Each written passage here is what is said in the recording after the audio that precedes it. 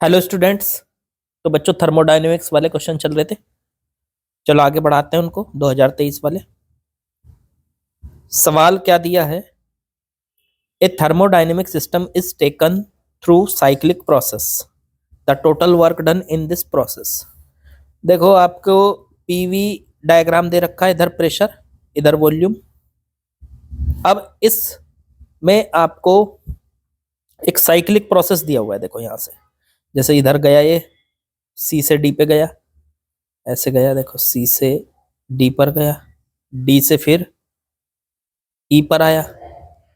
ठीक है, इस तरीके से डी से ई पर आया, फिर ई से सी पर आया। एक साइक्लिक प्रोसेस है ये, एक थर्मोडायनेमिक सिस्टम का साइक्लिक प्रोसेस दिया हुआ है। तो इस पे वर्क डन निकालना है। देखो आपको बताएं, अगर पी और वी का डायग्राम दिया होता है और उसके अंदर प्रोसेस साइक्लिक चलता है, तो उस साइक्लिक प्रोसेस का जो अंदर का एरिया होता है वही उसका वर्क डन होता है। तो हमें यहाँ पे वर्क डन निकालना है, तो इसका मतलब हमें इस साइक्लिक प्रोसेस का वर्क कैलकुलेट करने के लिए ये एरिया निकालना पड़ेगा। ठीक है, अब ये एरिया क्या है? ये एरिया बेसिकली एक ट्राइंगल है, तो इस ट्राइंगल का एरिया निकाल लो तो वही वर्क डन होगा। तो एरिया होगा ट्राइंगल का हाफ इंटू बेस इंटू में हाइट।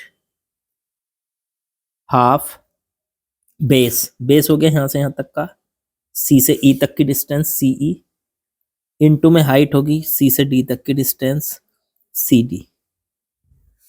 तो हाफ इंटू बेस, 2 से 4, तो 2 और 4 के बीच का गैप कितना हो गया यहाँ से यहाँ तक का? सी से ई तक की डिस्टेंस 2 हो गई। 4 और 2 के बीच का गैप। 400 और 100 के बीच का गैप कितना हो गया यहाँ से यहाँ तक का? तो वो हो गया सर 300। 400 और 100 के बीच का 400 माइनस 100 300। तो हाफ इंटू बेस हो गया 2 और हाइट हो गई 300। 2 से 2 कट गया, ये आ गया 300 जूल। इतना आसान सवाल कि बस पूछो मत, कितना आसान था। चलो आगे बढ़ते हैं। चलिए बच्चों अगले सवाल में आते हैं। इसमें क्या कहा है? इसमें कहा अंडर आइसोथर्मल कंडीशन। आइसोथर्मल के केस में होता है टी कांस्टेंट, मतलब टेम्परेचर कभी नहीं बदलेगा। आइसोथर्मल कंडीशन वही होती है। अब इन्होंने कहा pressure of A gas is given by this equation. किसी गैस का जो प्रेशर है वो इस इक्वेशन से निकल रहा है। तो सर क्या हमें यहाँ पे PV is equal to NRT नहीं लगाना है? तो नहीं, ये इक्वेशन दे रखी है। अब हमें ये गैस बताई नहीं कि भाई आइडियल गैस है। अगर वो आइडियल गैस बोलेगा तो फिर यहाँ पे ये इक्वेशन भी लगानी पड़ेगी और साथ में ये भी लगेगी, दोनों लगेंगी फिर तो। लेकिन उसने सिर्फ बोला कि कोई गैस है और उसका प्रेशर P बराबर A इंटू वी की पावर -3 की इक्वेशन से डिफाइन हो, तो फिर हमें इस इक्वेशन का यूज नहीं करना है। आइडियल गैस अगर वो बोलता तो तब जरूर करना है। अब उन्होंने कहा where A is the constant, V is the volume of gas, the bulk modulus at constant temperature is equal to. Constant temperature पर बल्क मॉडुलस कितना होगा? चलो मैं आपको अब याद दिलाऊं, बल्क मॉडुलस का फॉर्मूला होता क्या था। बल्क मॉडुलस,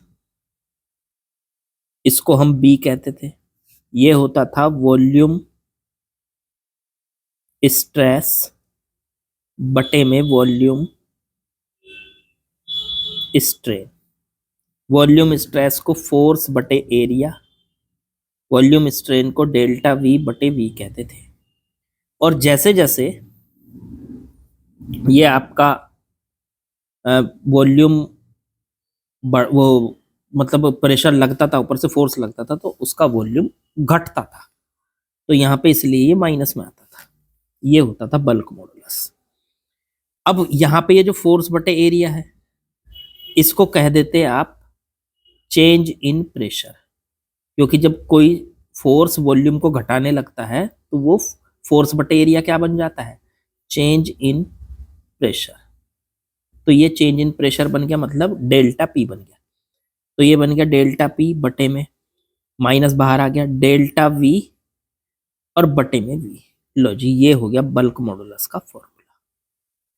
अब ये बल्क मॉडुलस का फॉर्मूले को आप ऐसे भी लिख सकते हो, ये वी ऊपर चला जाएगा, डेल्टा पी की जगह तो लिख दो डीपी, इनटू में वी चला गया ऊपर और बटे डेल्टा वी की जगह डीवी और वी गया ऊपर तो इनटू में वी। ये वाला फॉर्मूला आपको यहाँ पे लगाना है। ये बल्क मॉडुलस का फॉर्मूला बना दिया मैंने। अब सर डीपी बटे डीवी कहां से निकाले, तो उसके लिए ये इक्वेशन दे तो रखी है, ये इक्वेशन इसीलिए तो दे रखी है। P बराबर दे रखा है A इंटू वी की पावर -3। इसे एक काम करो, A को हटाओ क्योंकि ऑप्शन में कहीं A नहीं है, तो इसे V को इधर ही ले आओ। इसके एक काम कर सकते हैं, इसको ऐसे लिख सकते हैं P बराबर A बटे वी की पावर 3, फिर इसकी इधर मल्टीप्लाई कर लो, ये आ गया पी वी क्यूब बराबर A। दोनों तरफ का डिफरेंशियल कर दो V के रेस्पेक्ट में। देखो यहाँ dp बटे dv निकालना है तो v के रेस्पेक्ट में कर दो, तो differentiating both sides with respect to v। p को जो का तू v का डिफरेंशियल, तो 3v² इंटू वी का हो गया बस 3v² प्लस, अब ऐसे v क्यूब को जो का तू और p का करेंगे तो dp बटे dv। उधर a का डिफरेंशियल, a तो कांस्टेंट है, कांस्टेंट का डिफरेंशियल हो गया 0, तो ये आ गया 3pv² और प्लस में v क्यूब dp बटे dv बराबर 0। एक काम करो, इसको इधर ले जाओ, dp बटे dv की वैल्यू निकाल लो, वो इधर जाके हो जाएगा माइनस का 3pv² और बटे में v क्यूब।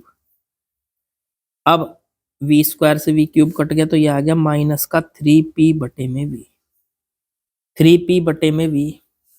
अब ये dp बटे dv की वैल्यू उठाओ और यहाँ रख दो बल्क मॉडुलस के फॉर्मूले में। बल्क मॉडुलस का फॉर्मूला था क्या, माइनस का dp बटे dv इनटू में v। उठा के जब यहाँ रखोगे इसकी वैल्यू dp बटे dv की, तो ये आ जाएगा माइनस dp बटे dv की जगह माइनस का 3p बटे v और इनटू में v से v कट गया, माइनस माइनस हो गया प्लस, तो b बराबर 3p। लो, बल्क मॉडुलस का आंसर आ गया 3p। और ऑप्शन चेक कर लो भाई, option number B is correct. तो क्वेश्चन आसान था, लेकिन कैसे किया वो बात समझने वाली है। क्या हमें चाहिए, सबसे पहले ये होता है कि जैसे बल्क मॉडुलस है, पहले बल्क मॉडुलस का फॉर्मूला बनाओ, उसमें देखो क्या क्या चीजें चाहिए। जो चीजें चाहिए वो आपको सवाल के अंदर से ही मिलेंगी, सवाल में वो चीजें दी हुई होती है, ठीक है। ऐसे ही ये आपने सॉल्व किया। चलो आगे बढ़ते हैं। चलिए बच्चों, अगले सवाल में आते हैं। इसमें क्या दिया है, इसमें the initial pressure and volume of an ideal gas are P0 and V0। देखो भाई, शुरुआत में किसी गैस का प्रेशर P0 है और वॉल्यूम उसका V0 है, ये इनिशियल प्रेशर और इनिशियल वॉल्यूम। अच्छा, सडनली, सडनली मतलब एकदम से उसका वॉल्यूम कंप्रेस कर दिया और उसका वॉल्यूम हो गया V0 बटे 4, ठीक है। तो यहां से उसका फाइनल प्रेशर पूछा है, मान लो प्रेशर हो गया उसका फाइनल P, ये इनिशियल था और ये फाइनल है। हमें नहीं पता, पहले प्रेशर P0 था, अचानक से उसको कंप्रेस करके उसका वॉल्यूम V0 से V0 बटे 4 कर दिया, तो प्रेशर भी तो बदलेगा, तो वो उसका प्रेशर नया पूछ रहा है कि कितना होगा। और इसने कहा ना कि सडनली किया ये काम। देखो, जो सडनली के प्रोसेस होते हैं वो होते हैं एडियाबैटिक। सडनली का मतलब एकदम से कर दिया, तो ये जो प्रोसेस होते हैं ये एडियाबैटिक होते हैं।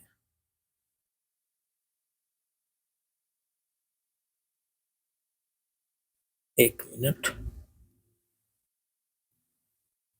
एडियाबेटिक होते हैं, ठीक है। तो एडियाबेटिक है, इतना पता चल गया। अब एडियाबेटिक जो प्रोसेस होता है वो कौन सी इक्वेशन को सेटिस्फाई करता है? तो वो करता है पी वी की पावर गामा बराबर कांस्टेंट। बस यही खेल था यहाँ पे, यही फॉर्मूला लगना है। अब इसे लिख सकते हैं P1 V1 की पावर गामा बराबर P2 V2 की पावर गामा। P1 पहला प्रेशर ये है P नॉट, ये P1 है P नॉट। V1 पहला volume V not, V not की पावर गामा। P2 दूसरा प्रेशर P, ये P2 है, ये V1 था, ये V2 है। तो ये P और V नॉट बटे में 4 की पावर गामा। अब यहां से P की वैल्यू निकाल लो। एक काम करो, ये V नॉट की पावर गामा दोनों तरफ है, कट जाएगा, इधर बचा P, इसकी इधर मल्टीप्लाई कर लो, तो P नॉट इंटू 4 की पावर गामा। आंसर चेक करो, आंसर होगा B, P नॉट इंटू 4 की पावर गामा। इतना इजी सा क्वेश्चन, बस इसमें देखो, इसमें कंसेप्ट क्या था सर? फिर कहाँ बच्चा फंसता? अगर कोई स्टूडेंट इसको कर रहा है तो वो कहाँ फंसेगा? वो फंसेगा यहाँ। यहाँ पे आपको किसी प्रकार का कोई प्रोसेस खुल के नहीं दिया, उसका नाम नहीं दिया कि कौन सा है, आइजोथर्मल है, आइजोकोरिक है, आइजोबारिक है या एडियाबेटिक है। इन चारों में से है कौन सा? वो आपको खुद से सोचना है कि जो सडनली यहाँ पे ये वर्ड जो लिख दिया कि गैस अचानक से कंप्रेस हो गई, एकदम से होने वाले प्रोसेस जो होते हैं वो एडियाबेटिक होते हैं। ये आपको खुद ध्यान रखना है। समझ में आया? उससे आपको इसको करना है। चलो आगे बढ़ते हैं। चलिए बच्चों अगला सवाल देखते हैं। The thermodynamic process in which internal energy of the system remains constant. Thermodynamic process वो कौन सा है जिसमें इंटरनल एनर्जी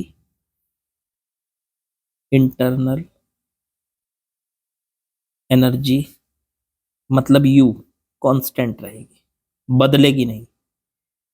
देखो इंटरनल एनर्जी कांस्टेंट रहने का मतलब होता है टेम्परेचर कांस्टेंट रहना। क्यों? क्योंकि इंटरनल एनर्जी का फॉर्मूला, या ये कह लो इंटरनल एनर्जी U टेम्परेचर के प्रोपोर्शनल होती है। इंटरनल एनर्जी कांस्टेंट है तो इसका मतलब टेम्परेचर भी कांस्टेंट है, उसी के तो प्रोपोर्शनल है। याद रखो ये बात। किसी भी सिस्टम की इंटरनल एनर्जी तभी कांस्टेंट रहती है जब उसका टेम्परेचर कांस्टेंट रहता है।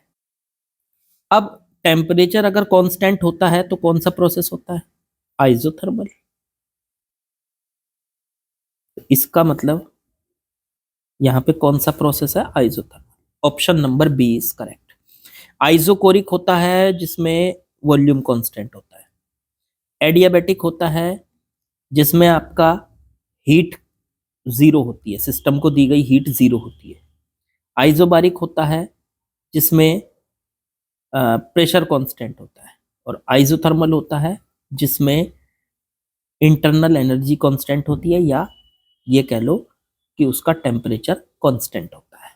तो बस साफ साफ है, बी इज करेक्ट। चलो आगे बढ़ते हैं। तो यार बिल्कुल बच्चा सवाल था। चलो आगे बढ़ो। चलिए बच्चों अगले सवाल में आते हैं। इसने दिया a sample of gas at temperature T। किसी गैस का सैंपल का टेम्परेचर T दे रखा है, इनिशियल टेम्परेचर कह लो इसको, T1 कह लो, T दे रखा है। Expand to double its volume, उसका वॉल्यूम मान लो V1V।